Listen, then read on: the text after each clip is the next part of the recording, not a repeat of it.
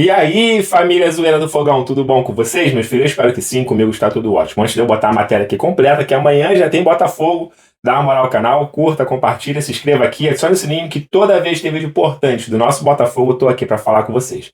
Vamos lá ver a matéria, daqui a pouco eu volto. Que eu quero do dia. Só uma, antes disso, dar os créditos pro Carlos Berbet, pra galera do Papo na Colina, que deu a notícia do Emerson Rodrigues. Rival, maravilha, tá? Isso aí, drone deles, então. Pedrosa, tô vendo um monte de gente falando do Alan. O Alan, que já tem um pré-contrato assinado com o Botafogo há algum tempo, alguns meses, né? A torcida do Botafogo até comemorou muito, foi no início do ano, porque ele é um jogador com muita qualidade. Sim. E essa história de Coutinho, Souza, Alex Teixeira, não tava nem sonhando em acontecer. Verdade. E agora tá acontecendo. E aí tem muita gente falando, gente, vamos correr então agora atrás do Alan, porque ele é desse quarteto aí, das origens do Vasco e tudo mais. E aí a torcida do Botafogo de lá fala, ah, não, mas tem que pagar a multa, uma multa altíssima, né? Sim. Como é que tá essa situação? Porque o Alan e o Botafogo não se pronunciam, eu acho que é uma questão contratual sobre esse assunto. Perfeito. Vamos lembrar que no início do ano, o Alan foi cotado para ser um dos jogadores contratados pelo Vasco, mas naquele momento, a 777 não aprovou o nome do Alan. O Ramon gostaria do Alan, junto com o Cuéllar, por exemplo, mas o Alan tem 32 anos, tinha 32 anos na época, e a 777 falou, é um ou outro. E naquele momento, a preferência de avançar na proposta foi com o Cuéllar, porque o Alan, de fato, não foi procurado pelo Vasco. Quem procurou o Alan foi o Botafogo. Então ele assinou um pré-contrato, não tinha bafafá nenhum, até que no meio dessa temporada, Coutinho, Souza, Alex Teixeira, ele é muito amigo deles. O Alan é muito amigo do Felipe Maestro, que é o diretor do Vasco da Gama. Eles jogaram juntos no Vasco na primeira passagem do Alan, mas o que eu sei hoje, Fernando, é o seguinte: a vontade, esse negócio de... Pô, é óbvio que pesa o fato de você querer jogar com um amigo, o fato de você querer voltar pro Vasco. Mas o Alan nunca quis se indispor com o Botafogo. Em nenhum momento ele fez algum movimento para forçar a quebra de contrato com o Botafogo. Muito pelo contrário. Ele entende que ele firmou um compromisso, que ele tem um nome a zelar e que nesse momento ele só pensaria em ir pro Vasco caso o Vasco tivesse grana para pagar a multa. Mas o que eu sei é que o Alan não pensa em forçar esse movimento por respeito ao Botafogo. Eu já tô seguindo a esposa, ele, já mandei mensagem pra esposa, mas ainda não me conhece. E eu acho isso muito legal, a postura decente dele, tá? É verdade. Se o Vasco tivesse dinheiro pra comprar, normal, tá em contrato, paga lá a multa e leva. Agora, não tendo, forçar é algo que pra mim o Alan tá muito certo em fazer. A gente precisa mencionar isso. Se você for parar a analisar, por contrato, quando você rescinde, você está cumprindo o contrato. Exato. Você não está deixando de cumprir o contrato. Existe uma cláusula ali que se você pagar aquele valor, você rescinde e está livre.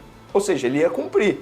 A gente poderia até debater se seria uma postura legal dele ou não. Mas ele iria cumprir o contrato. Mas olha só, talvez não ia ser tão ruim, entre aspas, pro Botafogo, que 20 milhões de euros para um jogador... Posso ser sincero? Que nem é seu, né? Se eu fosse o Botafogo, eu ia torcer pro Vasco pagar. Mas, assim, financeiramente falando, não tem como o Vasco se pagar. Se for 20 milhões de euros, o Vasco não paga. Se for 15, o Vasco não paga. Se for 10, o Vasco não paga. Se for um valor aí que até falaram, se eu não me engano, foi o Edmundo que falou em live, 1,5 milhão de dólares, 2 milhões de dólares, aí tem uma possibilidade muito pequena do Vasco pagar. Mas isso é um achismo nosso, esquece. Isso não é tipo, o jogador está esperando pagar a multa. Não, Fernanda, não, Pedrosa trouxe a informação. O Vasco não tem dinheiro para pagar a multa do Alan. O fato é esse. Muito bem, fala em Botafogo. A SAF está falida. O Botafogo, Thiago Almada é o assunto do momento. O argentino já teve até elogio do Messi. E o Textor mantém, obviamente, os pés no chão nessa negociação.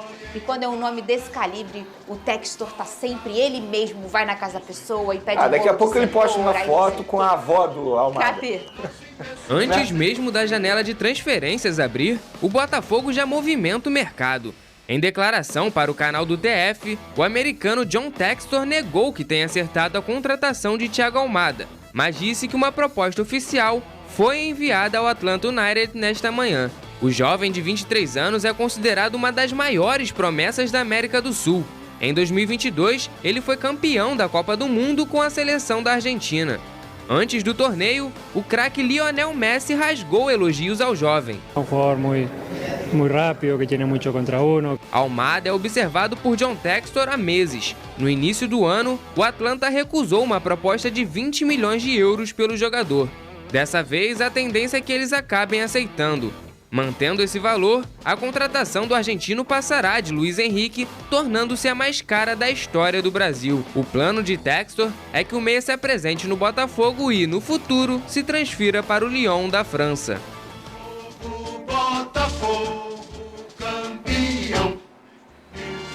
Eu vou te falar, se vier esse jogador do Botafogo, entrega a taça. Entrega. Quem porque é esse esquece. jogador, Pedrosa? É um meia argentino, camisa 10, tem uma batida extremamente diferenciada na bola. É um cara que bate falta demais, mas também tem muita qualidade de condução, chega bem à frente, sabe fazer gol, sabe dar assistência. Seria uma baita de uma contratação. É o Pelé? do Botafogo. É. O moleque é um fenômeno. O moleque é muito bom. É muito bom. Eu queria. Bom, família zoeira, tá aí, né? Um Botafogo com o departamento ainda médico alto, né? Falta de opções no ataque do Botafogo. Isso fez com que até o próprio Júnior Santos, que vinha marcando gols quase todos os jogos, né, desse uma parada na sua velocidade aí de marcação de gols.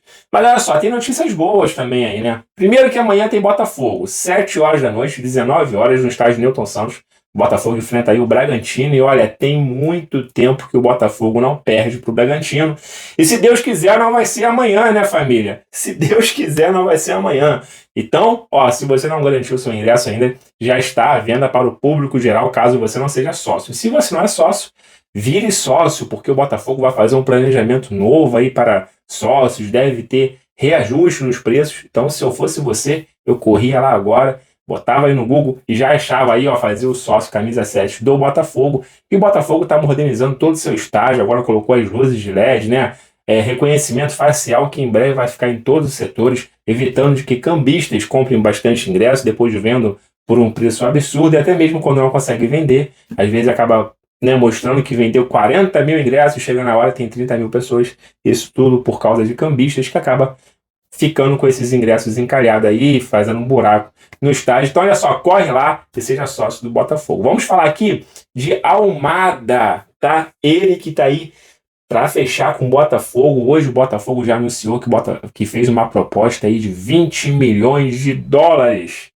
Dá um pouco mais de 108 milhões de reais, né? Luiz Henrique foi comprado por um valor bem parecido. E caso feche o Botafogo com o jogador, deve ser a maior contratação do futebol brasileiro, tá? Então tá tudo em acordo, tá? O Almada recebeu proposta da Arábia também, mas o John Textor tem um bom contato com o futebol americano, onde ele pertence. Ele que foi campeão com a camisa da Argentina, tem 22 anos, e seria um contrato por 5 anos aí com o Botafogo, tá? E, rapaz, aí dá pra animar. Aí a gente dá aquela animada. Fala do Jefinho que precisou fazer uma... Como é que eu posso dizer? Ele mexeu no joelho, o joelho direito dele, por isso que ele tá desfalcando no Botafogo, se machucou.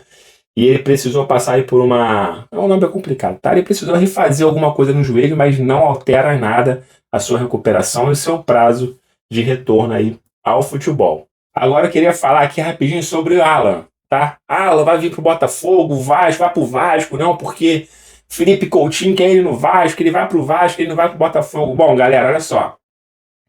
Primeiro a gente tem que saber a parte do jogador, né? O jogador tem um pré-contrato com o Botafogo, não se sabe o valor.